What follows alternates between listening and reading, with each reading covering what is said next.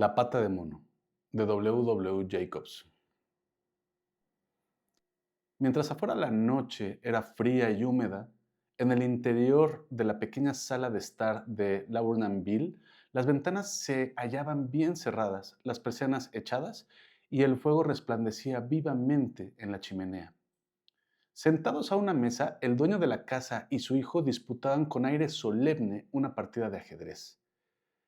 De los dos, el primero, convencido de que la clave de aquel juego consistía en cambiar continuamente de estrategia para desconcertar al rival, llevaba ya rato poniendo a su rey en una serie de situaciones tan comprometidas e innecesarias que en más de una ocasión había provocado algún que otro comentario en la anciana de cabellos blancos que, cómodamente instalada junto al fuego, fingía estar enfrascada en su labor de punto. Shh, escucha, ¿te has dado cuenta de cómo sopla el viento esta noche?, dijo de repente Mr. White, quien, habiendo descubierto demasiado tarde el tremendo error que acababa de cometer con su último movimiento, pretendía distraer a su hijo. Hace rato que lo escucho, papá, respondió el otro examinando el tablero con rostro ceñudo y alargando el brazo para mover una pieza. Jaque. No creo que nuestro invitado venga esta noche, se apresuró a decir su padre con una indecisa mano suspendida sobre el tablero. Mate, concluyó el hijo. Eso es lo peor de vivir tan lejos de la ciudad, exclamó entonces Mr. White, perdiendo súbita e inesperadamente los estribos. De todos los lugares que hay en este mundo para vivir apartado de los demás, este es el peor de todos. Cuando la carretera no está inundada, se encuentra hecha un barrizal.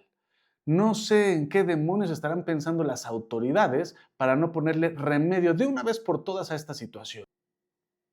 Supongo que lo que ocurre es que como en esta zona no vivimos más que unas pocas familias, a nadie le importamos un comino. No te sulfures, querido, le dijo suavemente a su esposa. Ya ganarás en otra ocasión. Mr. White levantó la vista bruscamente justo a tiempo para sorprender una mirada de complicidad que en aquel momento cruzaban madre e hijo. Sus palabras de protesta no llegaron a salir de sus labios, pero al menos logró ocultar una delatora sonrisa entre la enmarañada espesura de su barba. Ahí lo tenemos, le dijo Herbert White a su padre cuando la verja del jardín, impulsada por el viento, se cerró de un portazo y unos pesados pasos se acercaron a la casa. El anciano se levantó y se dirigió hacia la puerta para recibir al recién llegado. Unos segundos más tarde, tras pronunciar unas cuantas frases de bienvenida, Mr. White regresó a la sala de estar en compañía de un corpulento caballero de ojos brillantes y rostro rubicundo. Os presento al brigadier Morris, dijo escuetamente Mr. White a manera de presentación. Tras estrecharle la mano a Mr. White y a Herbert, el recién llegado tomó asiento en la silla que le fue ofrecida junto a la chimenea y observó complacido la acogedora habitación mientras su anfitrión sacaba de una alacena una botella de whisky y unos cuantos vasos y ponía sobre el fuego una pequeña tetera de cobre. Hubo de llegar al tercer vaso de whisky para que, una vez superada la primera timidez, el brigadier, con los ojos cada vez más brillantes, comenzase a hablar con mayor libertad. La familia White, mientras tanto, dispuesta frente a él, formando un pequeño semicírculo, contemplaba con creciente interés a aquel visitante llegado de lejanas tierras, conforme éste, sentado muy tieso en su silla, iba relatando todo tipo de historias y anécdotas curiosas de guerras, plagas y gente extraña. 21 años lleva el brigadier en esas tierras, dijo al cabo de un rato Mr. White mirando afablemente a su mujer y a su hijo. Cuando se marchó no era más que un chiquillo. Ahora, en cambio, mirad en qué se ha convertido. Pues el cambio no parece haberle sentado nada mal, dijo cortésmente la señora White.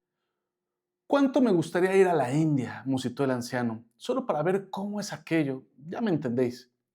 Si yo fuese usted, preferiría quedarme donde está, repuso el brigadier soltando un suspiro y dejando su vaso vacío sobre la mesa. Pero a mí me gustaría ver tanto con mis propios ojos todos esos templos antiguos, y también a los faquires y a los encantadores de serpientes, replicó el anciano. Por cierto, Morris, ¿cómo era aquello que comenzó usted a contarme el otro día acerca de una pata de mono o algo parecido? Nada, se apresuró a responder el brigadier. Al menos nada que valga la pena contar. ¿Una pata de mono?, preguntó la señora White, llena de curiosidad. Bueno, en realidad no se trata más que de un pequeño ejemplo de lo que ustedes aquí en Occidente llamarían simplemente magia, respondió el brigadier con cierta brusquedad. Los tres oyentes, visiblemente interesados, se inclinaron hacia adelante para poder oír mejor. Su invitado, mientras tanto, se llevó distraídamente el vaso a los labios sin darse cuenta de que se hallaba vacío. En cuanto descubrió su error, volvió a dejarlo sobre la mesa con un gesto de contrariedad y Mr. White, solícito, se apresuró a llenárselo. A simple vista, explicó el brigadier, hurgando en uno de sus bolsillos, no es más que una simple pata de mono momificada.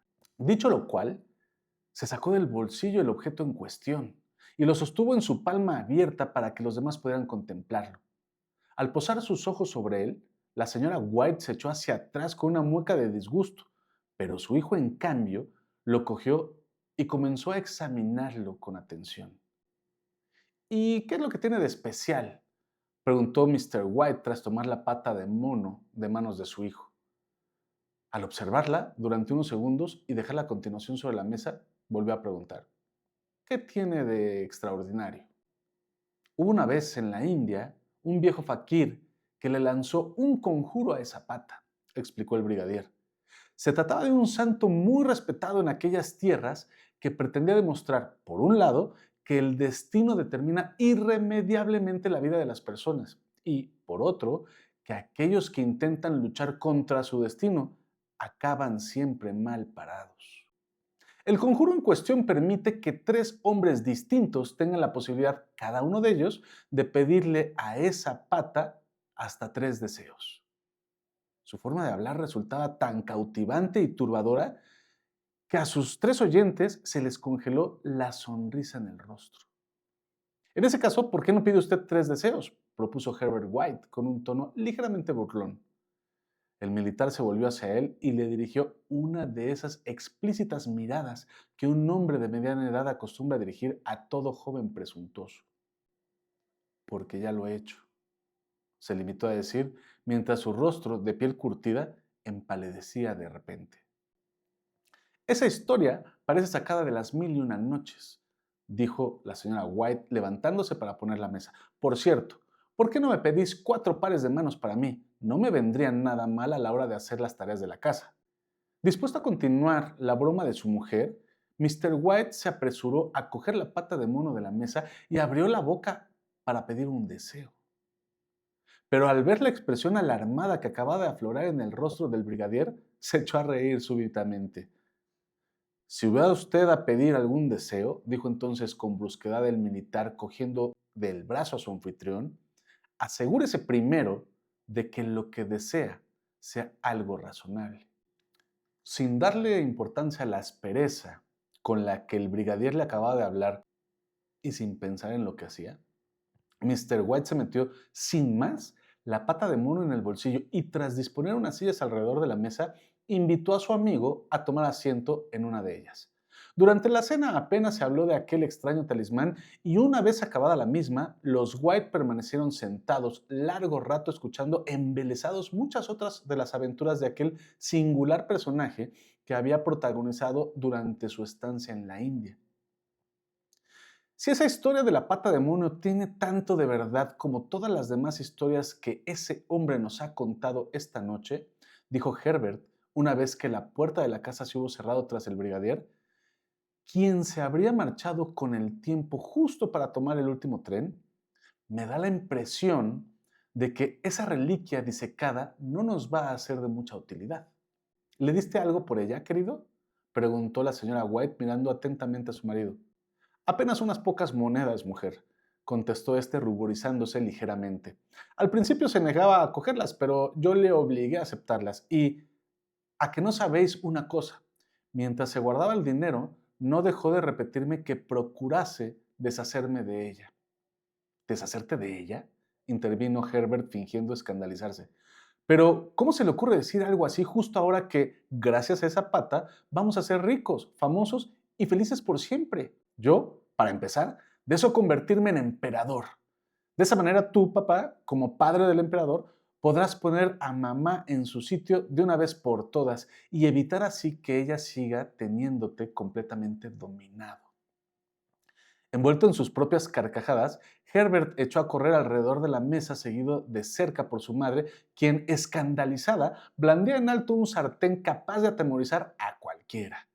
Mr. White se sacó entonces del bolsillo la pata de mono y la examinó con curiosidad.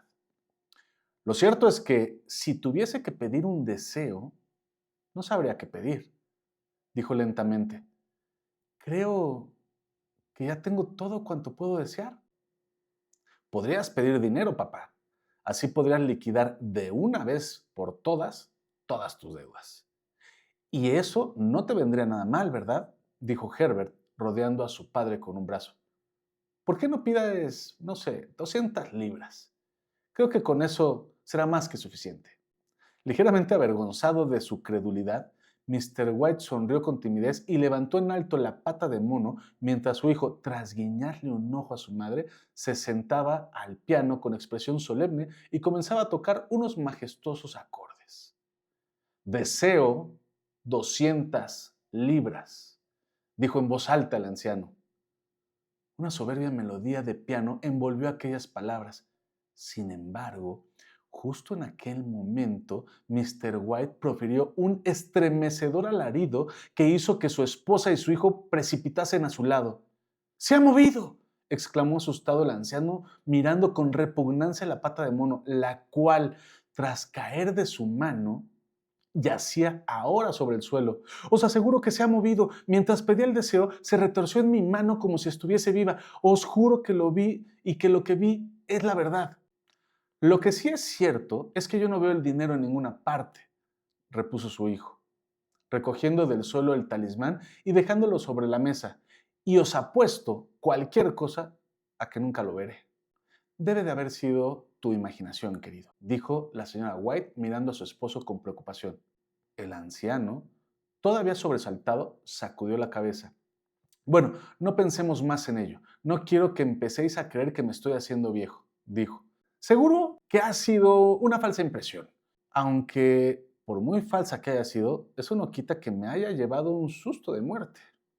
Los tres volvieron a tomar asiento frente al fuego y allí permanecieron un buen rato mientras los dos hombres apuraban sus pipas.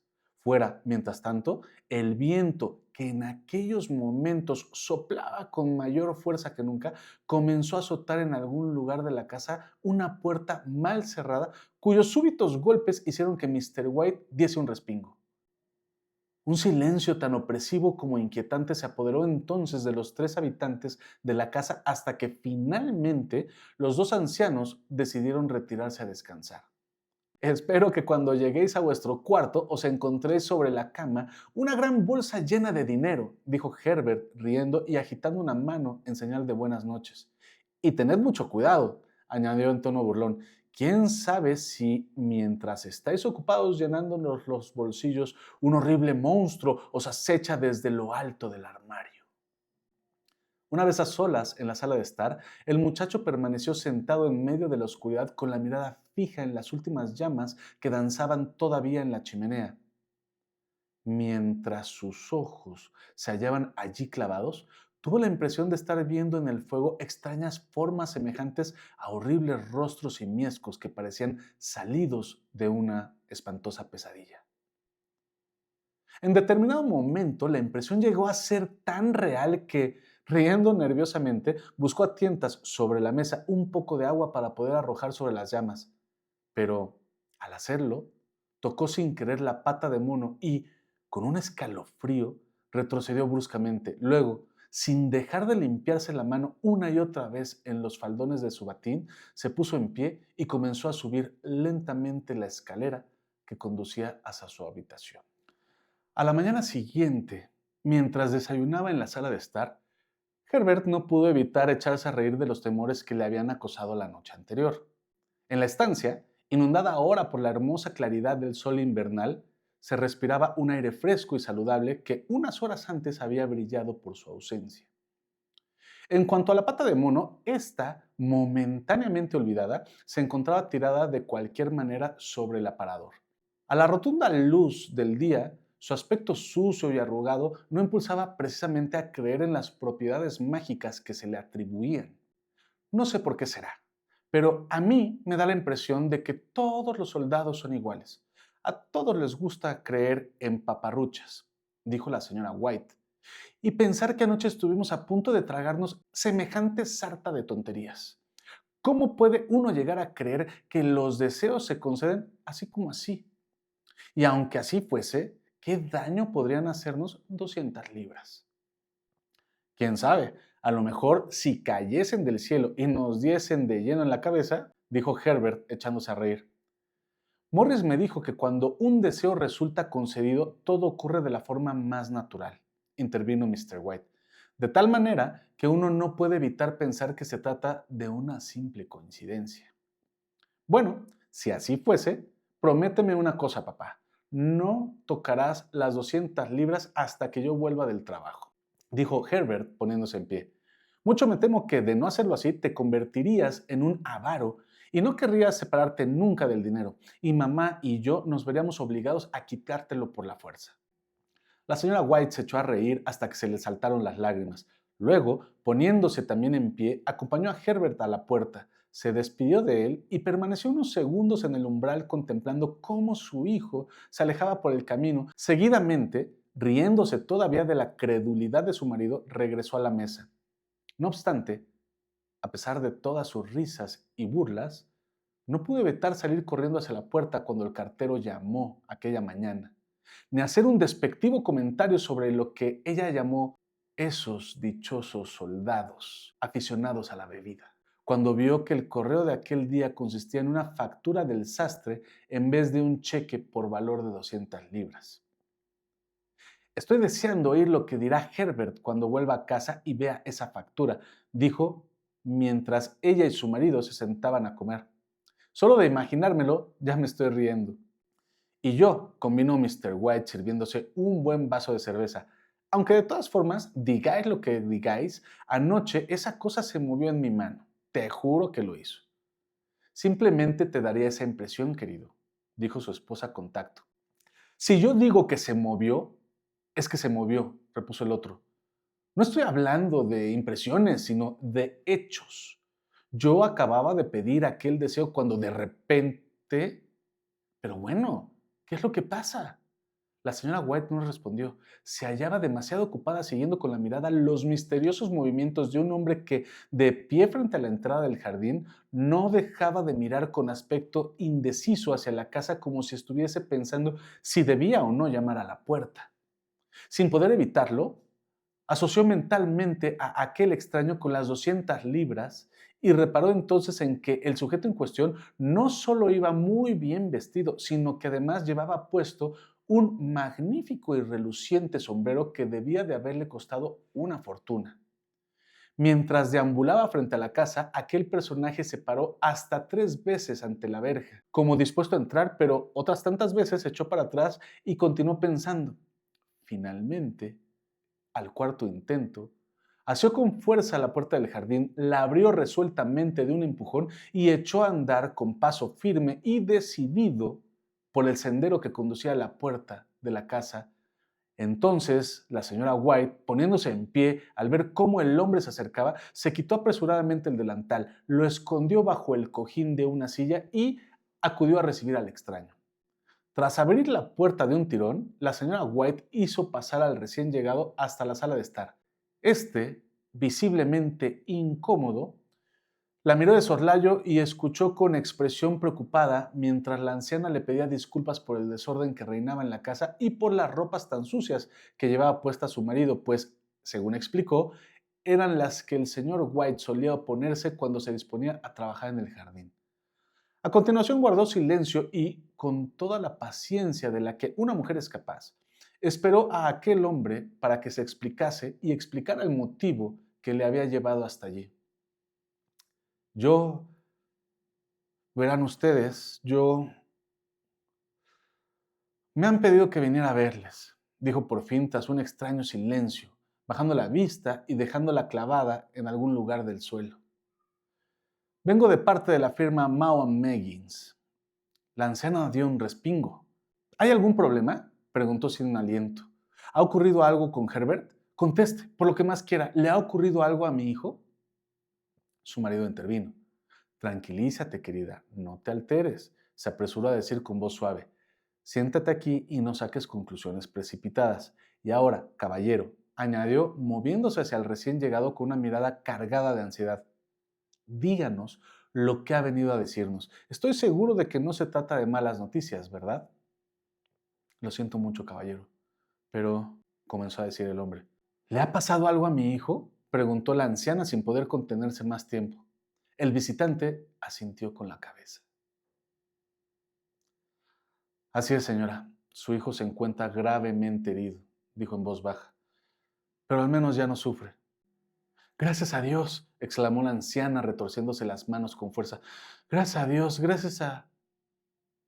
La mujer guardó silencio de repente cuando cayó en la cuenta del verdadero significado que encerraban las últimas palabras pronunciadas por aquel hombre. Luego, cuando al ver el rostro sombrío y crispado de éste sus más horribles temores se vieron definitivamente confirmados, se quedó sin aliento y mirando con desesperación a su marido que todavía no parecía haber comprendido del todo lo que sucedía. Puso su mano temblorosa en la de él y se la apretó con fuerza. Se produjo entonces un silencio sepulcral. Al parecer, su hijo quedó atrapado entre los engranajes de una de las máquinas, añadió finalmente el visitante con voz apenas audible. Atrapado entre los engranajes, repitió Mr. White aturdido. Dios mío. El anciano se dejó caer pesadamente en una silla y se puso a mirar por la ventana sin ver nada en particular. Luego, con una dulzura infinita, tomó la mano de su esposa entre las suyas y la apretó tal y como había hecho por primera vez 40 años atrás, cuando los dos no eran más que una joven pareja de novios. Herbert, era lo único que teníamos en este mundo, dijo volviéndose ligeramente hacia el visitante. No tiene usted idea de lo duro que resulta perderle. El hombre, incómodo, carraspeó y, poniéndose de pie, se acercó lentamente a la ventana. La empresa me ha pedido que les comunique su más sincero pésame ante tan dolorosa pérdida, dijo sin apenas levantar la mirada. Espero que comprendan que yo no soy más que un simple empleado y que me limito a obedecer las órdenes que me han transmitido. No hubo respuesta. A la anciana, mortalmente pálida y con la mirada completamente perdida, apenas se la oía respirar. Su marido, mientras tanto, seguía mirando en silencio por la ventana. También me han encargado decirles que Mao y Meggins niegan cualquier tipo de responsabilidad en lo ocurrido, continuó diciendo el hombre. No obstante, en consideración a los servicios prestados por su hijo a lo largo de los últimos años, la empresa desea hacerles entrega de cierta cantidad de dinero a manera de compensación. Al oír aquello, Mr. White soltó la mano de su esposa y poniéndose en pie, cuán alto era, miró a aquel hombre con expresión horrorizada. Lentamente sus labios resecos se abrieron para preguntar, ¿a cuánto, ¿a cuánto asciende esta cantidad? A 200 libras, caballero, fue la respuesta. Ajeno totalmente al grito de su esposa, el anciano, tras esbozar una amarga sonrisa, extendió las manos ante sí como un ciego que intentase caminar sin ayuda ni bastón y a continuación se desplomó sin sentido en el suelo. Al día siguiente, los dos ancianos enterraron a su difunto hijo en el cementerio nuevo del pueblo y, a continuación, una vez concluida la ceremonia, recorrieron a pie las 2 millas que les separaban de su casa. Aquella casa que ahora se había quedado sumida en las sombras y el silencio. Todo había ocurrido tan deprisa que al principio les costó asimilar lo que realmente había sucedido. Y durante algunos días permanecieron en vilo como a la espera de alguna otra cosa que aún estuviese por ocurrir. Algo que, sin lugar a dudas, les ayudaría a llevar mejor aquella carga que tan pesada resultaba para sus fatigados corazones. Pero conforme los días fueron pasando, las esperanzas fueron convirtiéndose poco a poco en esa incurable resignación que, cuando se apodera de los ancianos, suele recibir erróneamente el nombre de apatía. Incluso había días en los que el marido y la mujer apenas intercambiaban una sola palabra, pues ahora que su hijo ya no estaba con ellos, no tenían nada de lo que hablar. Poco a poco, un profundo hastío comenzó a consumirles por dentro. Cierta noche, aproximadamente una semana después del funeral, Mr. White, tras despertarse de manera brusca, descubrió que se encontraba solo en la cama. A su alrededor, la habitación se hallaba sumida en la más completa oscuridad. No obstante, al cabo de unos segundos pudo oír con claridad, procedente de la ventana, el llanto contenido de su mujer. Tras una profunda bocanada de aire, el anciano se incorporó y se quedó sentado sobre el lecho. «Vuelve a la cama, querida», dijo con toda la ternura de que fue capaz. «Hace mucho frío». «Más frío hace donde está mi hijo ahora», respondió la anciana dando rienda suelta a sus lágrimas. Los sollozos de la esposa fueron apagándose poco a poco en sus oídos mientras él, echándose de nuevo sobre el cálido lecho, cerraba los ojos y hundía lentamente su ser en el sueño. Así permaneció durante un buen rato hasta que de repente los gritos de su mujer lo despertaron bruscamente. «¡La pata de mono!», gritaba la anciana fuera de sí. «¡Claro que sí, Dios mío! ¡Claro que sí, la pata de mono!». El marido se incorporó de la cama con un respingo. «¿Qué ocurre, querida? ¿Qué le pasa a la pata de mono?». La anciana se acercó a él corriendo. «¿Dónde está?», le dijo, algo más calmada a su marido. «No te habrás deshecho de ella, ¿verdad?». «No, está abajo en la sala de estar, sobre la repisa de la chimenea», respondió Mr. White, todavía aturdido. «Pero, ¿por qué lo preguntas? ¿Qué es lo que ocurre, querida?». Ella se echó a llorar y a reír al mismo tiempo e, inclinándose hacia adelante, besó a su marido en la mejilla. «Se me acaba de ocurrir una idea», respondió histérica. «¿Cómo no habré pensado en ello antes? ¿Y cómo es que no se te ocurrió tampoco a ti?». «¿Ocurrírseme? ¿Qué?», preguntó él. «Los dos deseos que aún faltan por pedir», se apresuró a contestar su mujer. «Solo hemos pedido uno». «¿Y qué? ¿Es acaso que no has tenido suficiente?», repuso él con aspereza. «No», exclamó triunfante su mujer. «Pediremos otro deseo. Ve por la pata de mono, cógela y pide que nuestro hijo vuelva a la vida».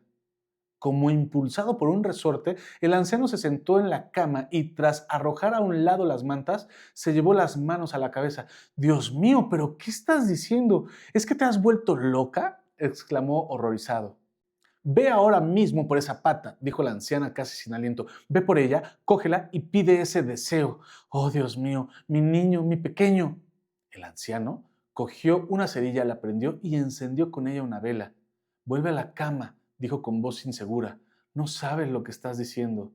Si el primer deseo nos fue concedido, ¿por qué no va a suceder lo mismo con el segundo?», replicó su mujer con mirada febril. «Nadie nos ha concedido ningún deseo», balbuceó el anciano. «Aquello no fue más que una desafortunada coincidencia». «Ve abajo, coge la pata y pide el deseo», gritó su mujer temblando de excitación. El anciano se volvió hacia ella y la miró fijamente. Cuando habló, lo hizo con una voz temblorosa. «Herbert lleva muerto más de 10 días, querida. Además, no debería decirte esto, pero cuando sacaron su cuerpo de la máquina en que quedó atrapado, solo fui capaz de reconocerlo gracias a sus ropas. Si en aquel momento verlo hubiera sido una experiencia demasiado terrible para ti, imagínate ahora. ¿Y qué importancia tiene eso? Lo único que quiero es que mi hijo vuelva a casa», gritó la mujer, empujando a su marido hacia la puerta. «¿Es que acaso crees que le tengo miedo al hijo que yo misma he criado?». Incapaz de seguir oponiendo resistencia por más tiempo, el anciano salió de la habitación, bajó a oscuras las escaleras, entró a tientas en la sala de estar y, una vez allí, llegó junto a la repisa de la chimenea donde la pata de mono parecía estar esperándole. Nada más cogerla, le asaltó la terrible idea de que quizás aquel deseo demencial acabase realmente trayendo a casa el cuerpo destrozado de su hijo antes de que él tuviese tiempo de escapar. Aquel pensamiento le impactó tanto que durante unos segundos se quedó completamente paralizado de terror y, respirando con dificultad, perdió el sentido de la orientación y se sintió súbitamente desamparado en la oscuridad. Con la frente bañada en sudor y con aquella inmunda pata momificada fuertemente cogida de la mano, se abrió camino a trompicones hasta la mesa y desde allí fue avanzando a tientas a lo largo de la pared hasta que se encontró nuevamente en el pasillo que desembocaba hacia las escaleras. Cuando por fin llegó a la habitación, incluso el rostro de su esposa le pareció diferente. No solo se hallaba mortalmente pálido debido a la excitación y el insomnio, sino que además parecía dominado por una extraña y enigmática expresión. Con un repentino e inmenso dolor, el anciano se dio cuenta de que tenía miedo de su mujer. Muy bien, ahora pide ese deseo, le espetó la anciana en voz alta. Todo esto no tiene ningún sentido, querida, balbuceó él. Te he dicho que pidas ese deseo, repitió ella. Lentamente el anciano levantó en alto la pata de mono y dijo, quiero que mi hijo vuelva a la vida. El talismán cayó entonces al suelo con un suave golpe. El anciano, incapaz de articular una sola palabra más, clavó en él su mirada, cargada de terror, y a continuación, temblando de pies a cabeza, se desplomó pesadamente en una silla. Su esposa, mientras tanto, se acercó a la ventana con la mirada encendida y levantó la persiana de un enérgico tirón. Dirigiendo alguna que otra mirada a aquella arrebatada figura que esperaba ansiosa junto a la ventana, Mr. White permaneció sentado hasta que su cuerpo comenzó a entumecerse de frío. La vela, reducida a una pequeña lengua de fuego que asomaba tímidamente por el borde del candelabro, comenzó a proyectar temblorosas sombras sobre las paredes y el techo de la estancia hasta que finalmente, con un último estremecimiento más pronunciado que los anteriores, se extinguió. Entonces, el anciano, sintiendo un alivio indescriptible al ver que el talismán no parecía surtir efecto alguno, se levantó y se introdujo silenciosamente en la cama. 1 o 2 minutos más tarde, su esposa, dándose definitivamente por vencida, se separó de la ventana, cruzó la habitación y se tumbó junto a él sin hacer ruido. Ninguno de los dos dijo una sola palabra. En vez de eso, se limitaron a permanecer tumbados en silencio, escuchando atentamente el tic-tac del reloj, el crujir de las escaleras y el ocasional correteo de algún que otro ratón en algún oculto rincón de la casa. La oscuridad resultaba tan asfixiante que al cabo de un buen rato, el anciano, incapaz de seguir soportándola por más tiempo, reunió todo el valor que fue capaz de encontrar y tras coger de la mesita de noche una caja de cerillas, encendió una de estas y salió de la habitación para ir en busca de una vela. Cuando llegó al pie de las escaleras, la cerilla se apagó de repente y tuvo que detenerse para encender otra, pero justo en aquel preciso instante, un golpe tan leve y suave que al principio el anciano tuvo dudas de haberlo escuchado, sonó en la puerta de la casa. Mr. White sintió cómo la caja de cerillas, aún abierta, se le escapaba de la mano y cómo los fósforos se desparramaban a sus pies sobre el suelo del pasillo. Permaneció inmóvil, conteniendo la respiración, hasta que el golpe volvió a dejarse oír. Entonces, reaccionando súbitamente, dio media vuelta, regresó corriendo a su habitación y con las manos temblorosas cerró la puerta a sus espaldas. Un tercer golpe entonces sonó por toda la casa. ¿Qué ha sido eso?, exclamó su esposa despertándose de repente. Una rata, querida, respondió el anciano con voz temblorosa. Me pasó por las piernas mientras bajaba las escaleras. Su esposa se sentó en la cama, escuchando atentamente. Un nuevo golpe, esta vez más poderoso que los anteriores, retumbó por todas partes. ¡Es Herbert!, gritó. ¡Oh, Dios mío! ¡Es Herbert! Como impulsada por un resorte, la anciana se levantó de la cama y echó a correr hacia la puerta. Pero entonces su marido, reaccionando con rapidez, se plantó frente a ella y le agarró fuertemente del brazo. ¿Qué es lo que vas a hacer?, le dijo en un ronco susurro. Dejar a mi hijo entrar a casa. ¿Es que no te das cuenta que es Herbert quien llama?, gritó la mujer forcejeando por soltarse. Con los nervios, me olvidé de que el cementerio se encuentra a 2 millas de aquí y de que recorrerlas lleva algún tiempo. Y ahora suéltame. ¿Por qué me retienes? Suéltame, te digo. Tengo que ir a abrir esa puerta. Por el amor de Dios, no lo dejes entrar, suplicó el anciano temblando de pies a cabeza. ¿Qué te ocurre? ¿Es que acaso tienes miedo de tu propio hijo?, replicó su esposa sin dejar de forcejear. Suéltame de una vez. Ya voy, Herbert. Ya voy, hijo mío. Marido y mujer forcejearon todavía durante unos instantes mientras los golpes cada vez más insistentes seguían resonando sobre la puerta de la casa. Finalmente, la anciana, liberándose de un tirón, dio media vuelta y salió corriendo de la estancia. Su marido, echando a correr tras ella, la siguió hasta el rellano de las escaleras, pero una vez allí, incapaz de alcanzarla, se detuvo y la llamó a gritos mientras ella bajaba apresuradamente al piso inferior. Poco después se oyó el ruido de cadena de la puerta al ser quitada y el de uno de los cerrojos al ser descorrido, y justo a continuación la voz forzada y jadeante de la anciana que gritaba: «¡El cerrojo está arriba! ¡No puedo alcanzarlo! ¡Está demasiado alto para mí! ¡Ven a ayudarme!». Pero su marido, en vez de acudir en su ayuda, dio media vuelta, entró de nuevo en el dormitorio y, poniéndose a gatas, comenzó a arrastrar el suelo como un loco en busca de la pata de mono. Si tan solo pudiese encontrarla antes de que su mujer le abriese la puerta a aquella cosa. Mientras una verdadera andanada de golpes hacía temblar toda la casa, oyó cómo su esposa arrastraba una silla hasta el vestíbulo y la ponía contra la puerta. Un par de segundos más tarde, justo en el momento en que oía cómo aquel último cerrojo era descorrido con un leve chirrido, encontró lo que buscaba. Sin perder un solo instante, levantó ante sí la pata de mono y pronunció horrorizado su tercer y último deseo. Los golpes cesaron de repente y de ellos solo quedó un eco que recorrió toda la casa hasta extinguirse. Con el corazón en un puño, el anciano oyó cómo su esposa apartaba a un lado la silla y abría acto seguido la puerta.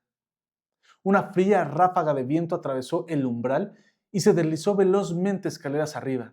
A continuación, un largo y desesperado lamento de la anciana recorrió la casa de un extremo a otro. Nada más oírlo, su esposo, haciendo acopio de valor, bajó corriendo las escaleras, pasó junto a ella y salió al exterior. Allí, a la frágil luz de una farola situada al otro lado de la calle, el camino se hallaba desierto y tranquilo.